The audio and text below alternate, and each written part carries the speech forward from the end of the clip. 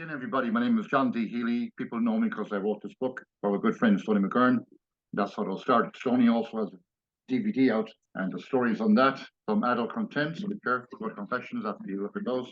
I'm sponsored by Liffey Van Lines Moving Company in New York City. They've been around as long as Jeopardy. I always have a special guest to my show. They're all different, they're all talented, and they all have their unique things. My guest today is Michael Mellamphy. He's very much in part of this play down in the Irish Rep. I've seen lots of plays that Mick did before. Very talented, very creative. Mick, tell my audience where you're born, where you're from, and we'll get to everything else going on your world. Fantastic. Well, thanks very much, John. I'm delighted to be part of this. And that was a lovely, great, gracious intro. I appreciate it. And I always appreciate you showing up to all the shows that I put on, whether they're upstairs at Ryan's Daughter or at the Irish Rep or Arlene's Grocery or anywhere. Yeah. You've been a great supporter. My name is Mick Mellamphy. I'm from Cork in Ireland. Right. Born in Dublin, raised in Cork. So for all of the Americans out there who are watching, that's kind of like being stuck between the New York Yankees and the Boston Red Sox. Good. When it comes to rivalries. I came to New York back in 2000, May 1st, 2000, I arrived here and immediately started working at Ryan's Daughter on the Upper East Side. And in the meantime, started producing my own plays, works of other local playwrights here in New York City, upstairs at the bar. Mm-hmm. And eventually found myself in 2005 treading the boards at the Irish Rep in Brian Friel's Philadelphia Here I Come. And since then, that's kind of been my first love has been involved in theatre here in New York City, especially amongst the Irish diaspora community here. Well, we're always good to help each other. I had a friend of yours, mutual friend, Ed Malone, on here. Yeah. Ed was really, so many of my listeners were saying, Ed is so funny. Well, he should be. He's a clown. He's a clown. He's a professional clown, yeah. But I remember you working with Ed too upstairs and different shows was on there. I enjoyed getting back to what I enjoyed. I enjoyed King John, but you did one by, it was from Cork, by Mr. Creedon, John Creedon's brother. That's right, Conal Creedon. That was a great one. That was back in 2007. Right. I'm currently serving as the artistic director of Origin Theatre Company. We just ended our annual first Irish festival here in the city. And in 2007, George Heslin, who runs the New York Irish Centre out there in Queens, came to me with an idea about a festival of Irish theatre. So I had the idea to put on one of Conal's plays, When I Was God, with my good friend Gary Gregg, who sadly has gone off to the great white way up the sky a couple of years ago. But I remember Gary. Yeah.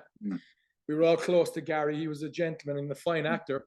In fact, I actually carry his photograph on stage with me every night in my back pocket. So whenever I'm performing, he's up there performing with me. So yeah, we produced this down at Manhattan Theatre Source, which is no longer with us, down on MacDougall Street. And a year later, Kieran O'Reilly and Charlotte Moore from the Irish Rep, they were really impressed by this particular production. They came and they gave us a good 3-month-long run down at Hallowed Space on 22nd Street there in Chelsea at the Irish Rep. So we got to do a bit more of Conal's work there along with another play called After Luke. So we did this two-hander of plays, myself, Gary, and Colin Lane. Wonderful Dublin actor, lives up in Milford, Connecticut. And and again, it just kind of goes to show how our community really does kind of look out for each other. It's like serendipity. Yeah, exactly. I mean, a lot of plays I've been to where you've been the main performer, and the same as the one that we're talking about now. The Smuggler. The Smuggler, yeah. And a lot of the shows are like one-man shows. So I want to ask you a little bit about that. Yeah. In terms of, like, you are rehearsing for those plays. How much involvement does it take for you to rehearse before the performance? Well, I mean, generally speaking, anytime you do anything off Broadway, you get at least a 4 or 5 week rehearsal period. Okay. So you really are immersed in it. You're working quite a lot on the text. You're doing a lot of table work. This particular play, I actually did, it came to me 5 years ago. The playwright Ronan Noon and a mutual friend, David Sullivan, fine director here, works at the American Academy of Dramatic Arts. They came to me with this play, The Smuggler. I loved it instantly. And we did a number of bare bones productions at the Cell Theatre and at Theatre Row. And we were scheduled to actually do this at the Irish Rep in March of 2020. But obviously something happened around March 2020 that changed everything and closed us all down. So I'm thrilled to be finally getting it back up there. That's another question I have for you. By the way, my guest today is Michael Mellamphy. He's acting in The Smuggler, which is down the Irish Rep. It's on till into February. That's right. February 26th. And maybe extended. Like, is it important for you, Michael, that when you read a script, that you find something in it that you like, number one, and it relates to you? Or can you just say, oh, I'll do it anyway? Honestly, I mean, every script, any actor worth their salt, the key is always to find something that you relate to in the script. Okay, good. You know, I find every time I find any new play that comes across my desk, like right. I find something to fall in love with it about. Because I know in the past, because I've been to a lot of your plays, yeah, I've always been impressed and enjoyed them.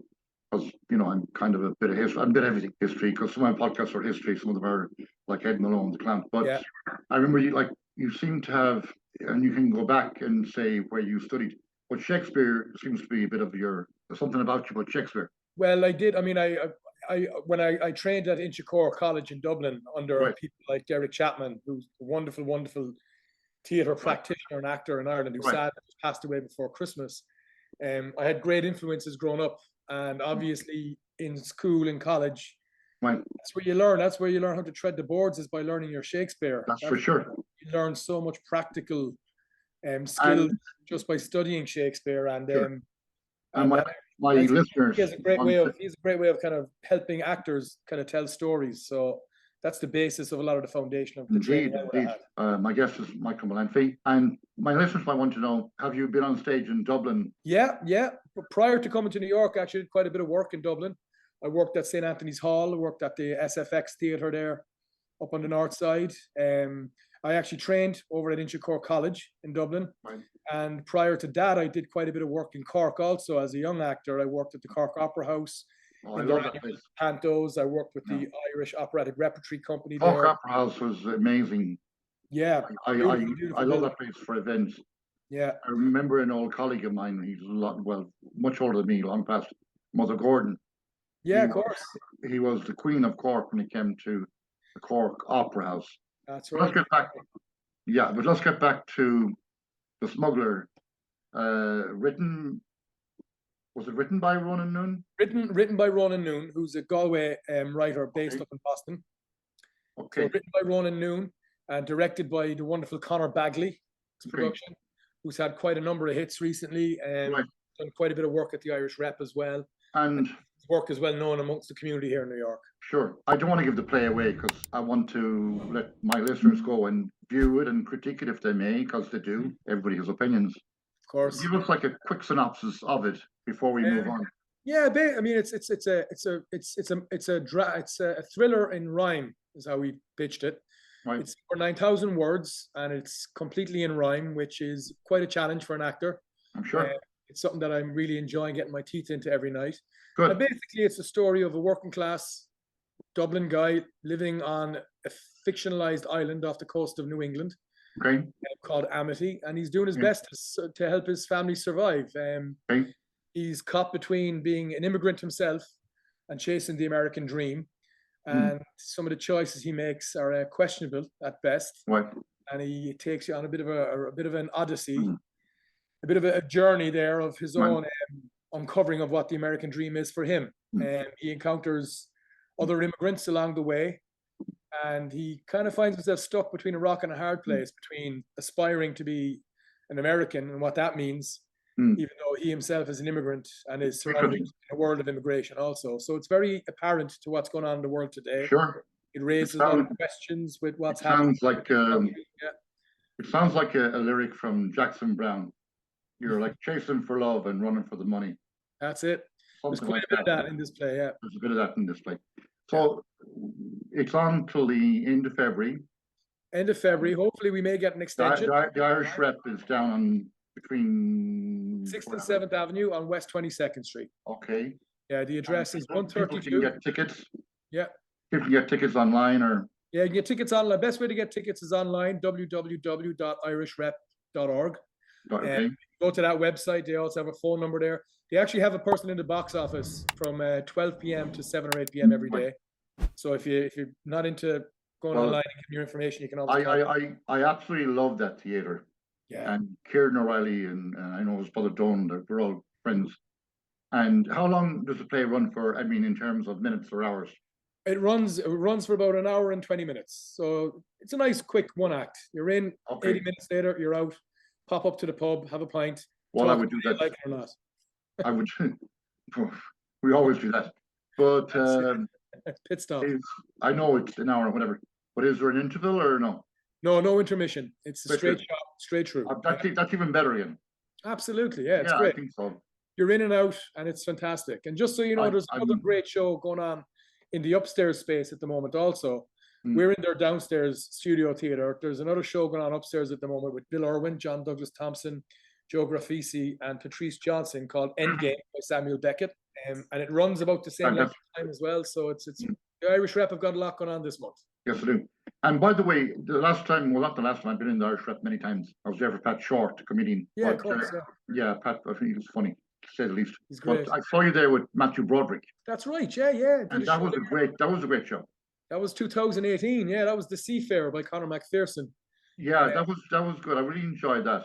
Yeah, that's a fun. In fairness to yourself, and in fairness to Matthew Broderick, of course, you really tied it together. That was like very, very extremely entertaining and enjoyable. And I love these plays when they have like a bit of a subplot and a subplot and a subplot, you know. Yeah. I mean, that adds it for the audience. That adds to it, you know. Of course. So don't tell me more about The Smuggler, because I want to go and see The Smuggler myself. But don't give the whole story away. Now, what else is going on with you in your life besides? There's a lot going on with The Smuggler, but have you any other like hobbies, inventions, or? I have a couple of auditions coming up that are quite important. I'm preparing auditions at the moment. I'm also currently working as artistic director of Origin Theatre Company, so that takes up a lot of time. Sure. We just completed our first Irish Theatre Festival, where we had 21 new plays, productions, and events taking place across the city. We worked with the Irish Arts Centre, the Irish Rep, the New York Irish Theatre in Queens, Ryan's Daughter, Symphony Space, on Bale Bucked up in the Bronx, the Cell, 59 East 59. So we work with quite a few venues there. Currently, I'm in the process with Origin of planning our annual gala, which will be taking place in May. Right. On top of that, we will also be doing a reading series of new contemporary plays throughout the month of May also. Good. This is a great way to kind of unearth new work by new young playwrights. Perfect. Specifically Irish focused, so Irish American focused work. Good. And then we're also going to be holding our annual Bloomsday Revel, which happens on the 16th of June every year, which celebrates James Joyce's Ulysses. So that I'll be doing some podcasts on that. Brilliant. Yeah, I did a lot of podcasts on the Civil War in Ireland. I did that from the Battle of Glenmoy and Schleemore Ambush and all that with Brian Layden, historian. I will be getting back to Ed Malone too, because he has some stuff coming up. So I'll be like Ed is actually involved in Bloomsday with us every year. He's great. He's a great draw. Oh, I love it. He's hilarious. Yeah, he's great. And we normally do it down at Bloom's Tavern down there with Noel O'Donovan on 58th Street. Oh, perfect, yeah. Now, I told people I was going to be meeting you on Zoom, obviously, and the people at Ryan's Daughter said to give you a big shout out, wish you well. They'll be down to the play. Yeah. You know, the Ryan's Daughter crowd have been down to see it. Yeah, some have. Staff have been sending you good wishes. Brilliant. And from news as well, you would imagine that those people would not be interested, but they're awake. Oh, brilliant. I mean that in a good way. But sometimes they could be asleep. Yeah. So listen, all the bars up here on the Upper East Side, they're always a great they're always giving you a push. They're very good. Encouraging, I mean that in a proper way. But you have some other project going on you didn't get to tell me about. Well, I've got this other gig that I have been doing for a couple of years, but it's been quite popular, as Red Dead Redemption 2. I play Sean Maguire in that. Right. He's a lovable Irish gunslinger. He's a bit of a ne'er-do-well, but he's great fun. He brings a lot of fun and crack to the camp. Right. For any of your listeners out there who are interested in the world of gaming, Red Dead Redemption 2 was released in 2018. Right. And we actually crossed the threshold yesterday of we've sold over 50 million copies of it worldwide, right, which has placed it as... Can you explain it a little bit more, because for my listeners as well? Cause it's a video game, and it's very popular. Gaming is hugely popular here globally. money and revenue involved in gaming dwarfs even what Hollywood is doing at the moment. Right.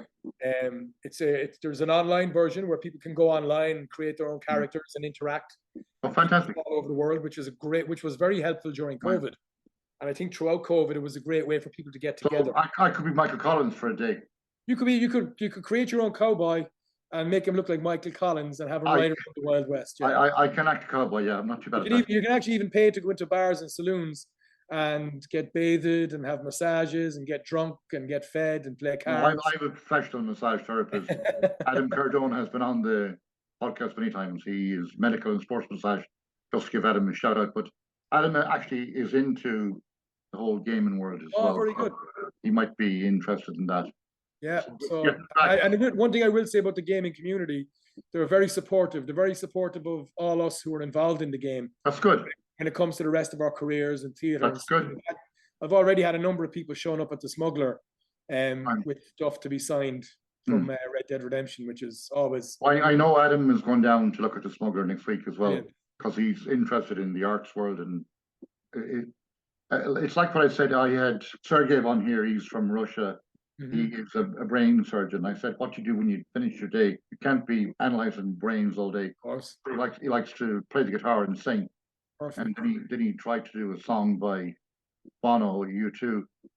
I still haven't found. I'm looking for, and I've no problem with Bono. He won't be chasing me for royalties because Sergey is more a karaoke singer.